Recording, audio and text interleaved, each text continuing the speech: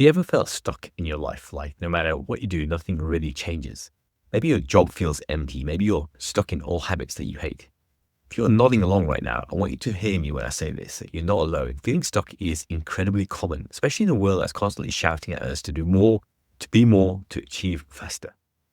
In this video, I'm going to walk you through 5 small but powerful steps that you can start today to rebuild momentum without feeling overwhelmed. First, let's talk about why feeling stuck happens, because understanding it actually makes it easier to move past. Research shows that when our brains are overwhelmed by too many choices, we tend to freeze. It's called decision fatigue, and it's very real. Every scroll through social media, every tiny decision at work, every pressure to optimize every part of your life all piles up.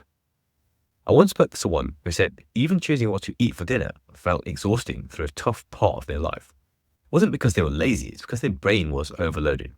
When you feel stuck, it's not a personal flaw, it's not a lack of discipline, it's your mind telling you, I'm overwhelmed. And the way out isn't some dramatic life reset, it's small, deliberate steps that clear the road one patch at a time.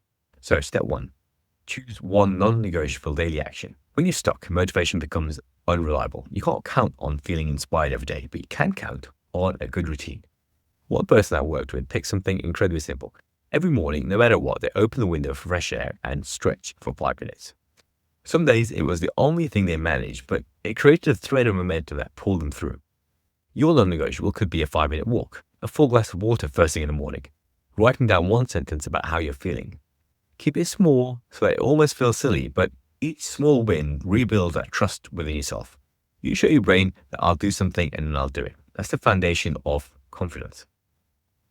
Step 2, clean out some physical space. Our environments shape how we think, often without us realizing it. A cluttered desk, a messy kitchen, a disorganized phone. These are little pockets of chaos draining that mental energy.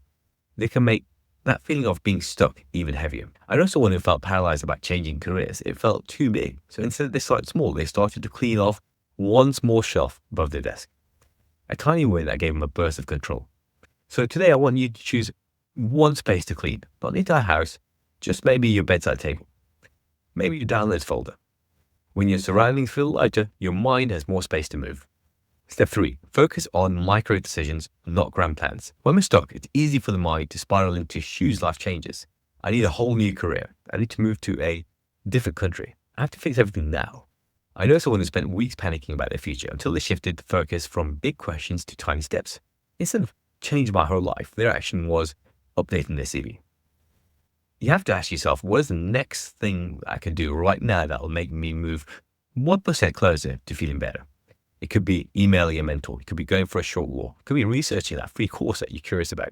Small moves that move you forward. Step 4, daily reflection on tiny wins. Progress compounds when you recognize it. When you're stuck, the brain tends to focus on what's missing, what's not working. One client I knew had a habit of writing down every small win every night on a small sticky note. Some days it was just sent one email. Some days it was just got out of bed. But after a month, they had a wall full of victories and they realized they weren't stuck anymore. They were slowly moving steadily forwards. So you could ask yourself every day, what one thing did I do today that I'm proud of? And just watch how it shifts your mindset over time. Step 5, protect your mental space. So when you're trying to build momentum, what you consume matters massively. Your mind is like a garden. You wouldn't plant weeds in a garden that you want to thrive. A friend told me that once they muted toxic accounts on Instagram and replaced them with growth-focused creators, their anxiety dropped in half in a few weeks. So take 10 minutes, curate your digital space, mute negativity, follow inspiration rooted in reality and growth. Feed your mind things that help you heal, not things that drag you down. So to sum this up, feeling stuck doesn't mean you're failing. It just means that you're human and it's a sign that it's time to shift gears. You don't have to be perfect. You just have to move, even if it's one step at a time. If this video gave you even one idea to try, I'd love it if you hit subscribe. Every week here at Spark Coaching, I share real-world advice to help you build a life you're proud of. Not a perfect life, but a meaningful one. Thanks for being here. Remember, you're already doing better than you think.